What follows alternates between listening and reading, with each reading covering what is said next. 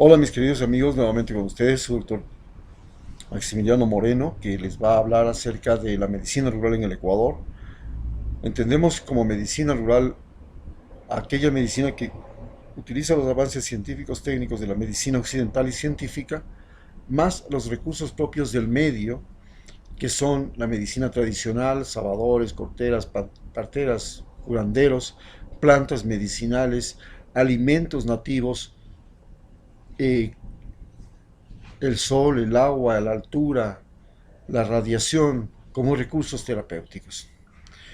Bien, hoy analizaremos cómo el trabajo en el campo fue una causa de enfermedad.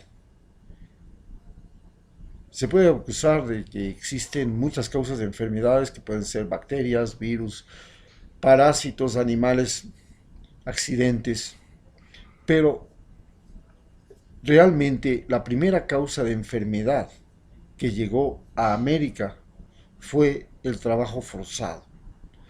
La conquista de América significó que muchos de los indígenas fueran a parar en las minas en primer lugar, por ejemplo en la provincia de la Suay o en la provincia de Imbabura, donde se extraían oro y hasta en minas de sal, como en la provincia de Imbabura o en Salinas de Riobamba. Las El trabajo forzado en las minas significó que muchas enfermedades como la tuberculosis se propagaran rápidamente y terminaron con poblaciones.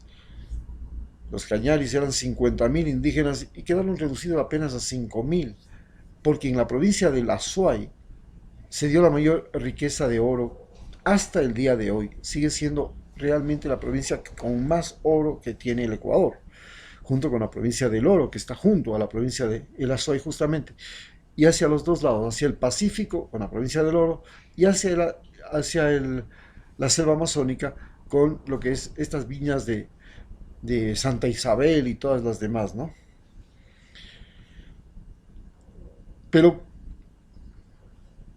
otra de las formas de trabajo que fueron realmente las que produjeron enorme deficiencia y trastornos de salud fue la hacienda. La hacienda significó que los indígenas, antes de la llegada de los españoles, tenían un sistema de cooperación y mercadeo de trueque, en el cual unos producían alguna cosita y la canjeaban por lo que producían otros. Así se llegaron a crear tiangues a lo largo de todos los Andes, se llamaban tiangues a unos mercados, y los indígenas de la Amazonía subían con sus plantas medicinales, los de la costa subían con su pescado seco y salado, subían con sus productos, con sus frutas, y en la sierra se producían papas, ocas, mellocos, quinoa y muchos otros alimentos que a la su vez pasaban a circular por todo el país.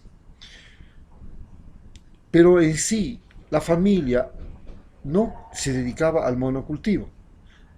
Toda familia, todo grupo étnico cultivaba diversidad de productos que le servían para compensar, de tal manera que si en el verano, por ejemplo, en el norte tenemos verano y en el sur tenemos invierno, se podían intercambiar los productos porque si en el norte había verano, había frutas en el sur, cuando ya no había frutas en el norte, en el sur comenzaban a aparecer y ahí se podía intercambiar. Esto fue una de las cosas maravillosas de Ecuador, y gracias a eso somos menos propensos a sufrir la desgracia de Venezuela, que dependió para su alimentación de la importación.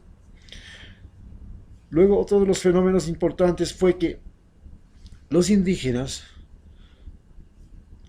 nunca realmente fueron pobres. La pobreza aparece fundamentalmente cuando ya se construye la ciudad y el indígena es desplazado, es sacado de la tierra y traído como obrero a la construcción, o llevado como obrero a las minas, o llevado como obrero a las cantinas, o llevado forzado a construir iglesias, y tiene que abandonar su tierra, porque la verdadera fuente de alimentación de los indígenas siempre fue su tierra, donde tenían diversidad de productos y sistemas de autosustentación. En los Andes ecuatorianos se tenía un sistema de apropiación y de uso vertical del suelo que los parientes de la misma tribu o de la misma familia iban ocupando la parte alta, la parte media y la parte baja para de esa manera intercambiar bienes. Cuando llega la hacienda, llega el español, decide romper con esta estructura ecológico-geográfica y cultural y crea la hacienda, que es un pedazo de terreno hasta donde le da la vista, y esto es mío, y dentro de ellos pone a los indígenas y les obliga a comer día y noche, tarde y mañana, todos los días, papas, papas, papas, hasta que se produce un deterioro genético, un deterioro endocrino, un deterioro en todos los aspectos, y nace, por ejemplo, el bocio endémico en Ecuador. Es una enfermedad producida por el trabajo de la hacienda. Entonces comenzamos a heredar que el trabajo no es una bendición de Dios. Realmente el trabajo, como lo trajeron los españoles, fue una maldición de Dios. Entendemos como trabajo a la rutina de un ser humano. Y actualmente es diferente. Se entiende como trabajo a la rutina que produce dinero. Pero no, en ese momento, cuando nosotros empezamos la colonia y hasta en el tiempo actual, hay rutinas que no producen dinero. Y esas rutinas que no producen dinero, por ejemplo, puede ser la rutina de un pintor que hace sus obras de arte y posiblemente tiene que morir en la pobreza como Van Gogh. Hacía su trabajo, pero todo el mundo lo creía un vago. O el trabajo que hizo Alejandro von Humboldt. Se paseó, era un paseo, él gastaba plata, él no ganaba plata por lo que hacía, él se paseaba por toda América, se metía a la selva, subió los Andes, se subió al Chimborazo, se metió en las selvas de Esmeraldas, bordeó las selvas amazónicas, se fue hasta Estados Unidos y descubrió la corriente de Humboldt, todo con su propia plata, como era rico, podía pagarse, él podía pagar el pasaje y todos los gastos de Bonpland, su amigo, y juntos cambiaron la botánica, cambiaron el concepto, se redescubrieron América, como se dice ahora. Hay la corriente de Humboldt que lleva su nombre, pero él no hacía ningún trabajo para el concepto actual. Cuando yo estoy haciendo lo que estoy haciendo, para muchas personas lo que estoy haciendo no es un trabajo. Porque para que yo sea reconocido como un trabajador, tengo que cobrar un salario por todo lo que hago. Si no gano dinero por lo que hago, por mis ideas, por mis pensamientos, por mis investigaciones, entonces no estoy trabajando. ¿Qué estoy haciendo? Bueno, lo que hace un deportista. ¿Qué hace un deportista? Pues hace lo que le gusta. ¿Y cuándo comienza a trabajar? Cuando comienza a cobrar plata por lo que le gusta. Pero en realidad trabaja. Cuando una madre cría a sus hijos y los cuida y los protege, está trabajando. Y trabaja y hace un trabajo mucho más abnegado que el marido, que sí tiene tiempo para irse a tomar trago, para estar con los amigos, para irse de fiesta, de farra y de todo, mientras ella está cuidando las criaturas, cuidando los animales, cuidando la tierra, velando por toda la vida familiar, cuidando a los viejos. Eso, para el concepto nuestro, no es trabajo. Trabajo es aquello que produce dinero. Y ese es el falso concepto. Y en América, y en el caso de nosotros, el trabajo enfermizo ha sido una de las características más particulares. Por ejemplo, nosotros los médicos tenemos el gran problema de que desde la Facultad de Medicina no hacemos ejercicios físicos, pasamos solo estudiando. Y cuando salimos, le decimos al paciente que tiene que hacer ejercicios, o sea, predicamos lo que nunca hemos practicado. Y claro, cuando yo me reunía ahí en el Seguro Social Campesino de Esmeraldas o con los otros médicos del Ministerio de Salud, me parecía que por los médicos había pasado Hiroshima y Nagasaki, porque el aspecto general de los médicos, si se les reúne en grupo, es desastroso. Mientras que los estudiantes de Derecho en la Facultad de Derecho de la Universidad Central, todos están en gimnasio y tratan de mantenerse el cuerpo, la esbeltez, y se lucen unos ternos elegantísimos y la fachada es lo más importante. El médico solo se pone el mandil y su aspecto físico es del desastre completo. No se puede hablar de salud en los médicos.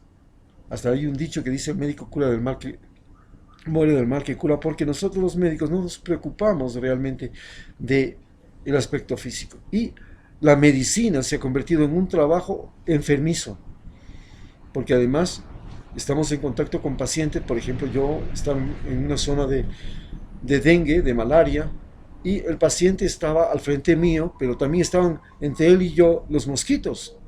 Y entonces los mosquitos le picaban a él y me picaban a mí. Entonces, era una profesión de riesgo. Los profesores, también en el momento actual, en los campos, tienen un trabajo que es un trabajo enfermizo. Antes los profesores eran miembros de la comunidad que vivían en la comunidad y enseñaban.